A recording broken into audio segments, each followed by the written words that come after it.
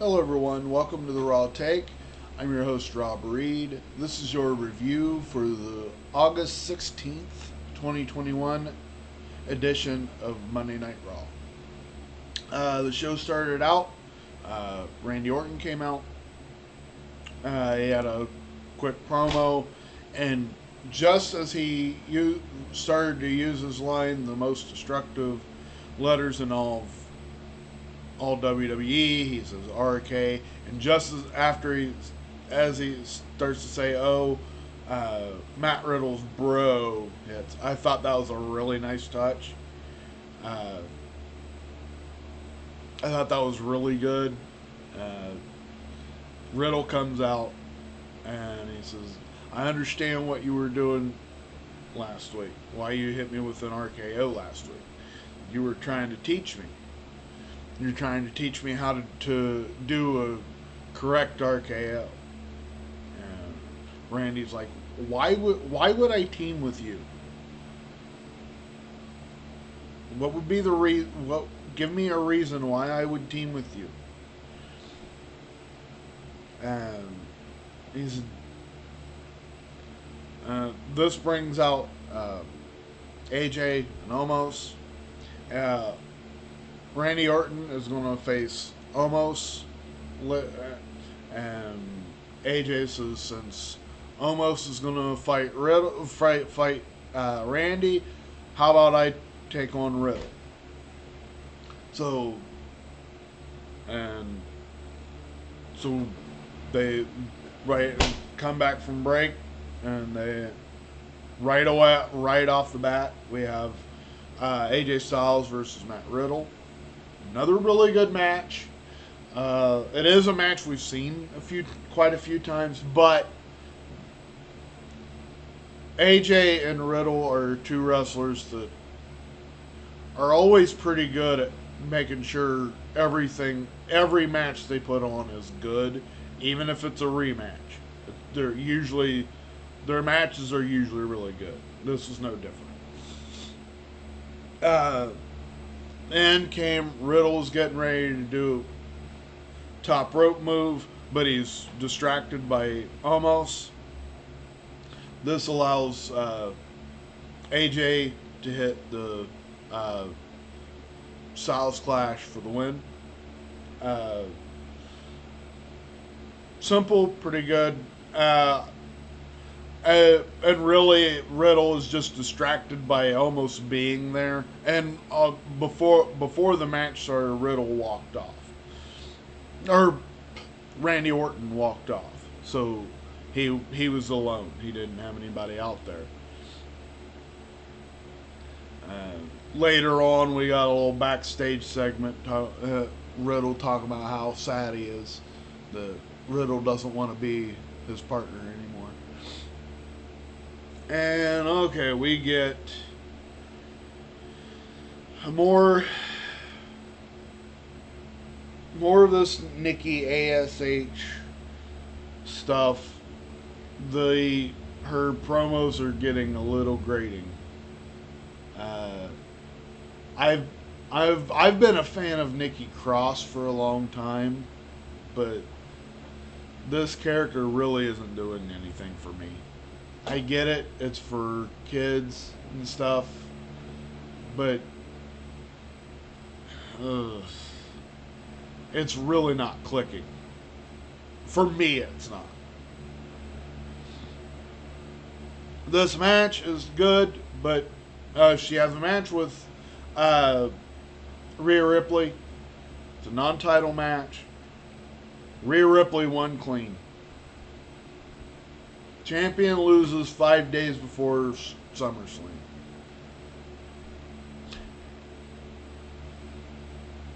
And then it's announced there's going to be a tag match.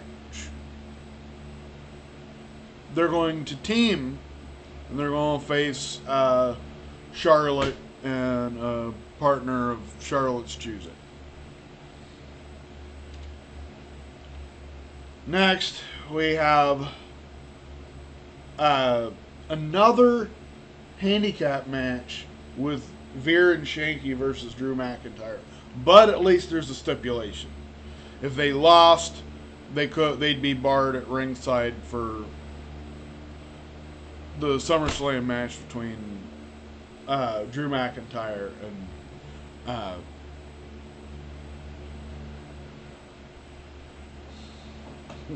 I always forget his name every week.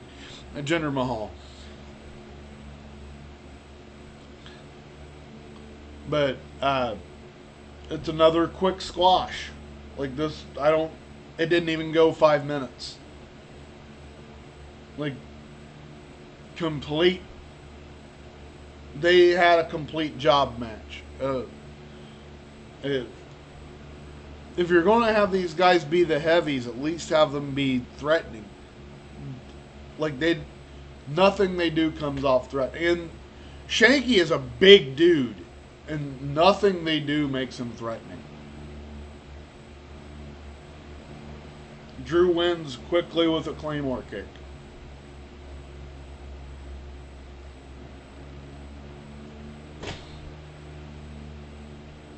Oh, God.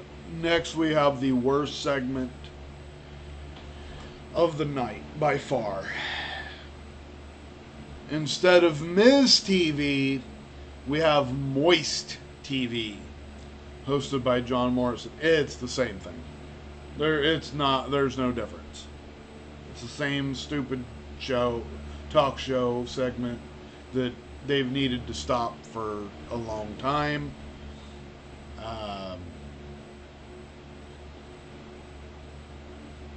John Morrison acts like he's mad at Miz for pretending he was hurt. Then Damian Priest came out.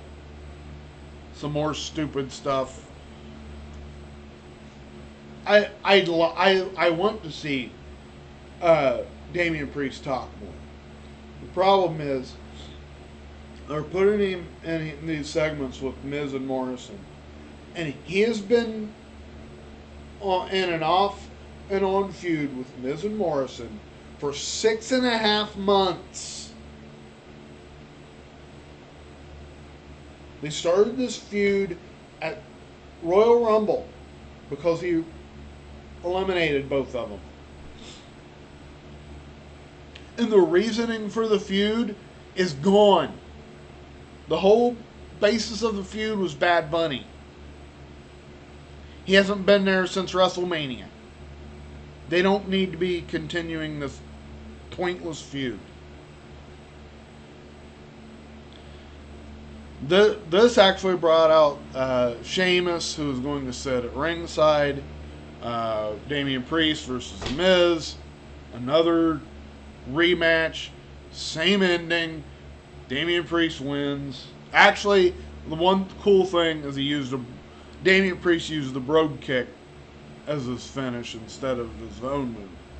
I thought that was a nice little touch. But other than that, this was not a good segment at all.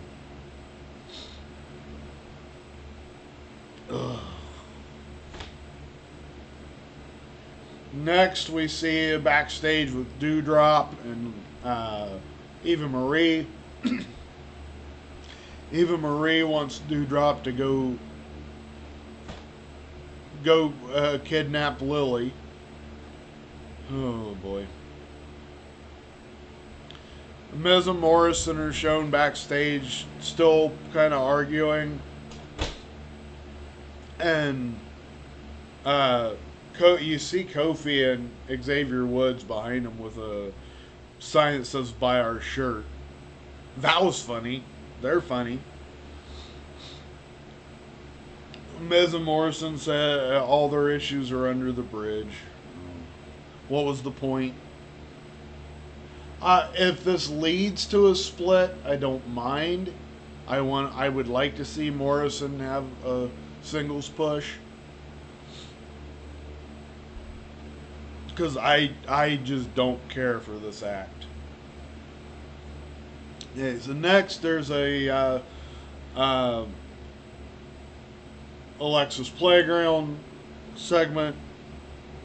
Talked about she's going to be facing Eva Marie. Doudrop showed up. Doudrop tried to grab Lily. Doudrop looked at the doll, got scared, and ran off.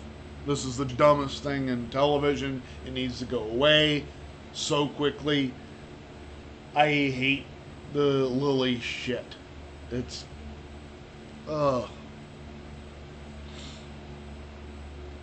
As much as people got on the Bray Wyatt magic, and it was bad, like, none of that ever got this bad. I don't think.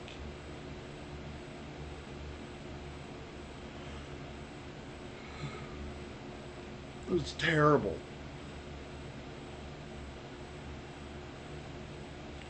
Next, we had a TBar versus a Mansoor match. What's sad is I'm really liking both teams. I actually now like Mason TBar as a tag team. They're kind of coming off as a new Road Warriors, but they're being stuck with the same matches over and over. I like Mansoor and Ali as a tag team, but the problem is they're both in this long feud again of constant rematches against the same people, and it's just hard to get invested. It really is. And it ended up being a quick match. Ollie ended up kicking Mace through the ropes. That distracted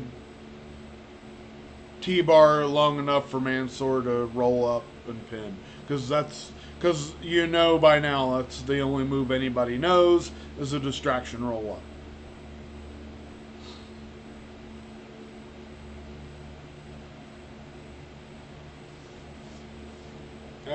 So next is Orton versus Omos. This is pretty quick. You knew neither Randy Orton nor Omos were going to take a pin. Not this early. I mean, any smart person wouldn't have Omos lose clean on a Raw.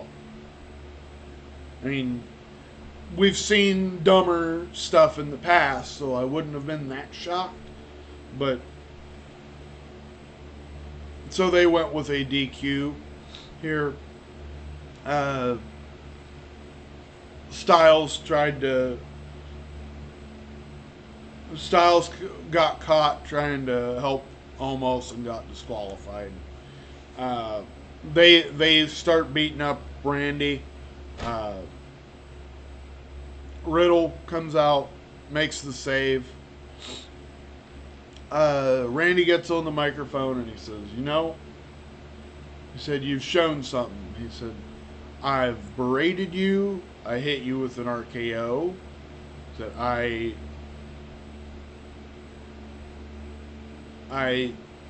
I abandoned you, and you still came out to save me.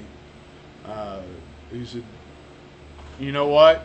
He said, you want to do this tag team thing? Let's do it. And then they challenge AJ and Omos for the tag team titles.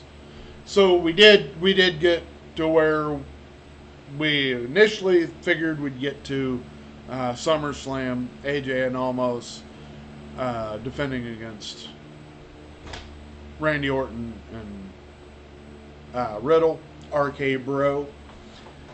Should actually be a really fun match. This has actually been one of the best builds of the entire SummerSlam card.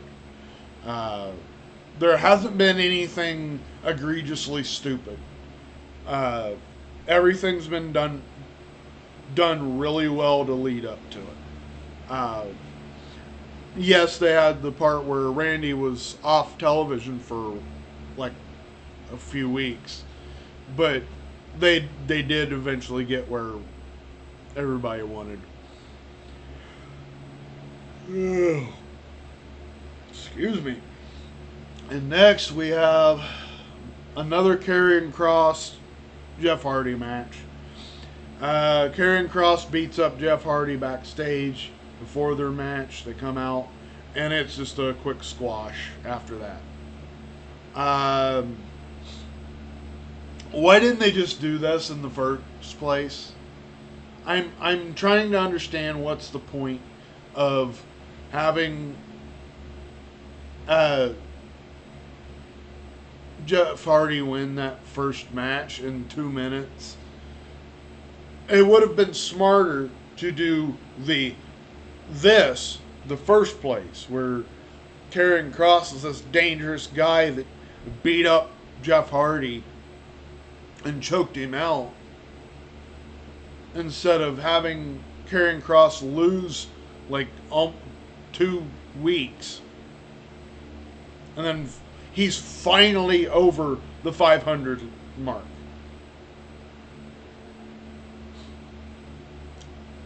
But hey, he didn't lose before TakeOver, so I'm fine with that. Next, we had a backstage. Eva Marie asked Doudrop where Lily was. Doudrop apologized, and Eva Marie slapped her in the face. You know, when they started this whole thing, the whole discourse was, oh, it's going to be a huge pop when Doudrop finally beats up Eva Marie and says her name's Piper Niven. Back then, it would have happened. Now, nobody cares. They've given nobody any reason to care about this entire storyline. And we have to watch Eva Marie wrestle at SummerSlam. Not Doudrop, not Piper Niven. Eva Marie gets a wrestling match at SummerSlam.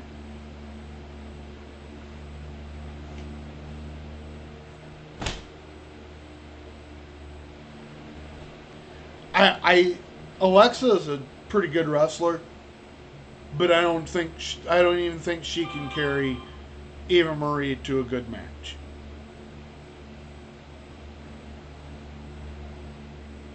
So, next we have the tag match. It's Rhea Ripley. Oh, before that, we actually have another Elias vignette. He's showing, the guitar and everything. And he said music didn't fail him, but it just wasn't enough. And he repeated the WWE used to stand for a walk with Elias, but now Elias is dead, and he has a tombstone, and it says Elias 2017 to 2021. So apparently Elias was only 4 years old. I know the character was only 4 years old, but still, I don't know where they're going with this. I do want to. The problem is Elias, for a time, was extremely over, and then it's just the constant D pushes have just made him irrelevant. And then they jobbed him out to Jackson Riker, who's been on Main Event. But I worry they're going to give Jackson Riker that big push, so don't threaten me with it yet. So next we have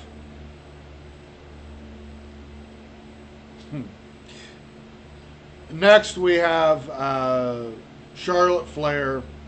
Her partner is Nia Jax. They take on Rhea Ripley and Nikki ASH. And Rhea gets beat. Pinned clean by Flair. So we had the champion and Rhea Ripley both lose the same night. And technically, Nikki lost twice because she was in the tag match. So her team lost. So technically, she lost twice.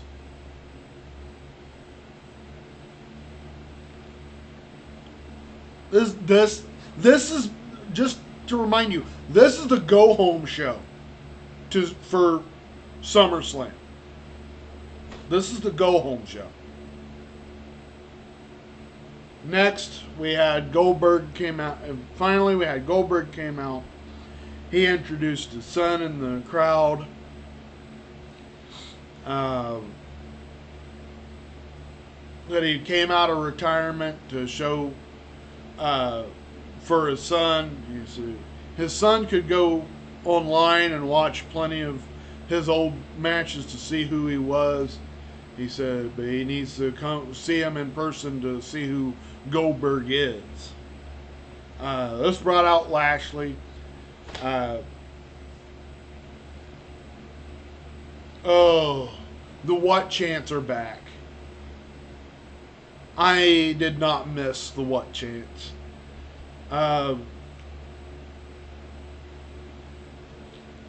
MVP had a pretty good promo, but it kept getting interrupted by idiot What Chants. So I didn't really remember what he said. That was very distracting and annoying, like it always is. Sometimes fans ruin everything. I wish it wasn't true, but sometimes wrestling fans ruin wrestling.